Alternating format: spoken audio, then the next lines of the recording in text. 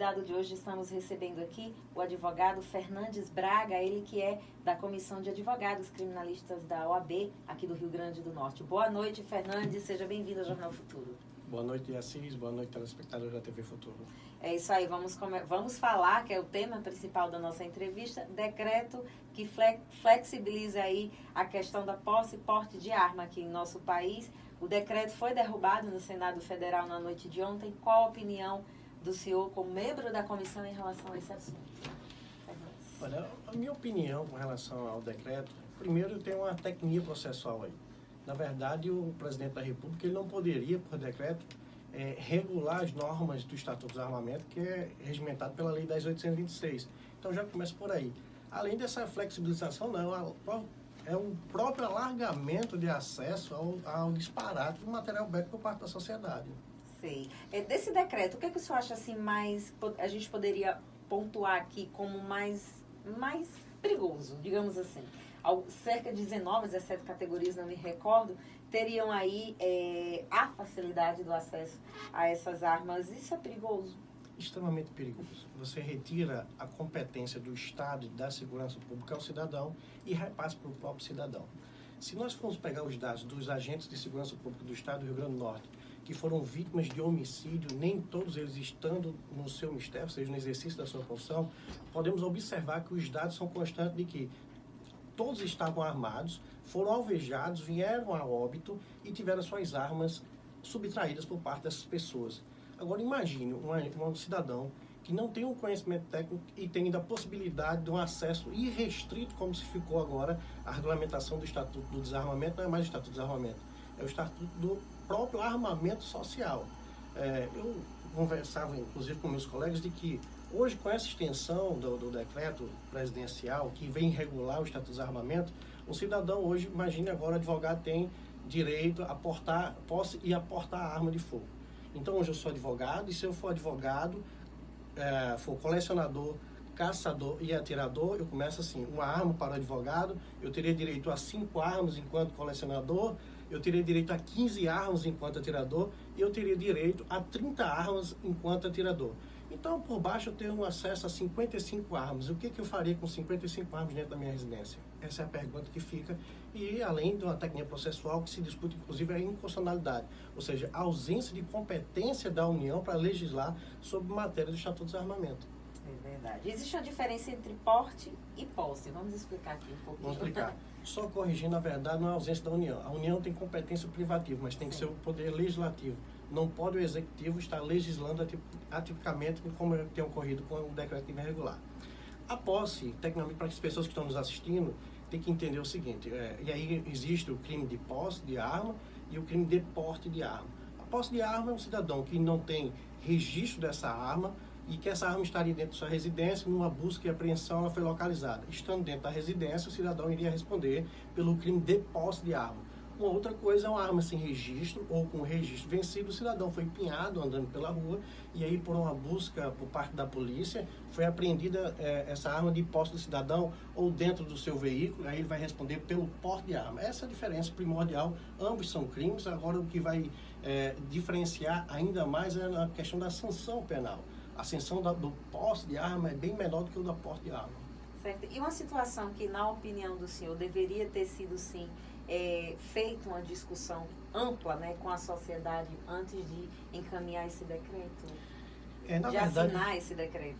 Na verdade, nós vivemos um momento muito difícil da República, né? As instituições estão falecidas.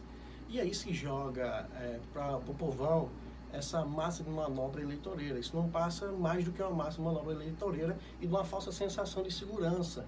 Quando que tem que ser observado, e eu concordo com você, da possibilidade de audiências públicas para se discutir a apresentação de dados do contingente da violência urbana. Isso é que tem que ser apresentado para a população.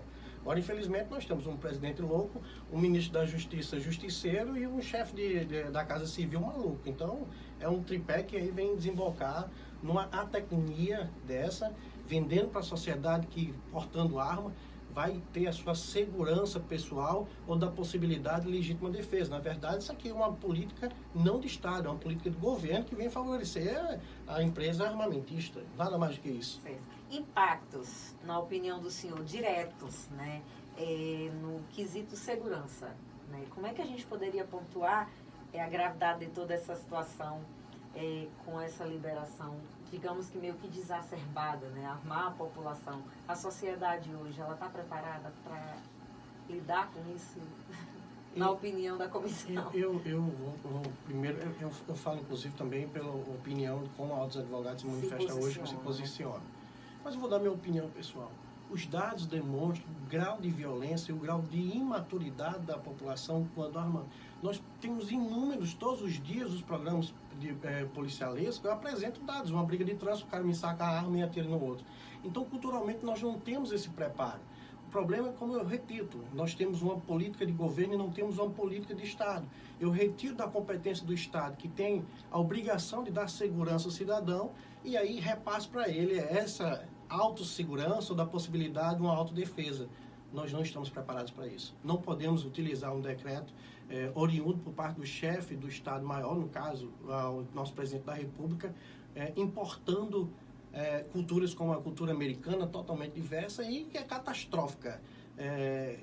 Todos os meses ou a cada 2, 3 meses nós observamos um maluco que entra na escola e ceifa 20, 30 vidas por causa dessa exacerbação no que tange acesso a armas. É muito preocupante isso, muito preocupante. Essa cessação, essa aplicação dessa liberação sem precedentes na história do desarmamento, para que a população tenha acesso à arma, nós vamos inverter o quadro. Nós vamos armar muito mais aquelas pessoas que têm indução para a criminalidade do que propriamente causar essa sensação de autodefesa no cidadão. E essa liberação de tiro desportivo para adolescentes entre 14 e 18 anos preocupa também? Foi motivo de muita polêmica, né, na mídia nacional. Veja bem, um decreto anterior, havia uma resolução de 2004 ou 2003, salvo engano, de que tinham adolescentes menores de 18 anos e maiores de 14 anos teriam, por autorização judicial, ou seja, o juízo iria autorizar determinado adolescente, estudado o caso e qual a necessidade da liberação, da possibilidade de liberação ao acesso ao tiro desportivo, ou seja, o tiro esportivo.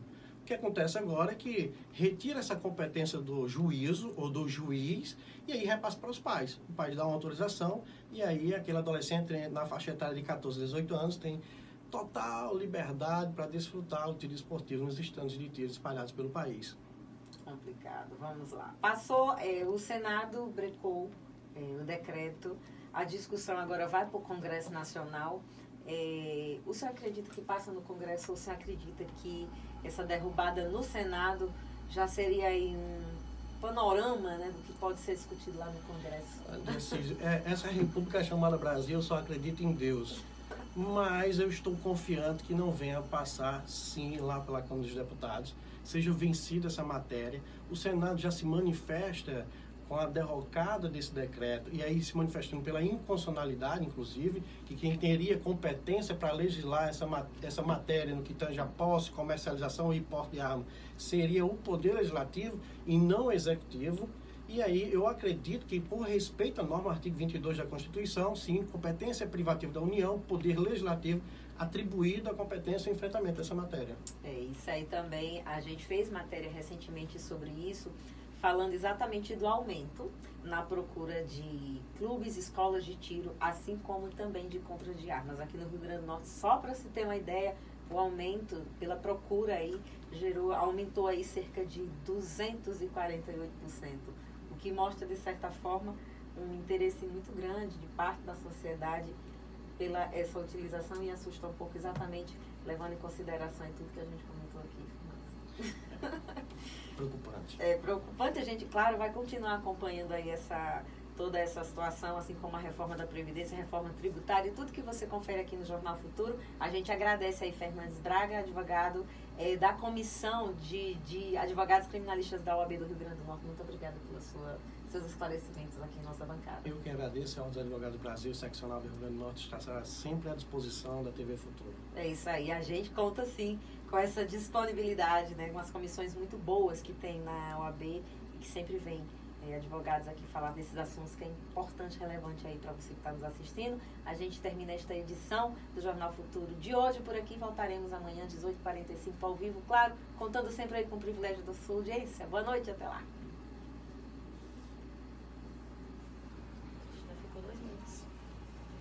todo dia eu passo 5, 6, 10. Foi bom? Eu espero que... Foi ótimo, não, você foi ótimo. Maravilhoso. É isso. Vamos lá.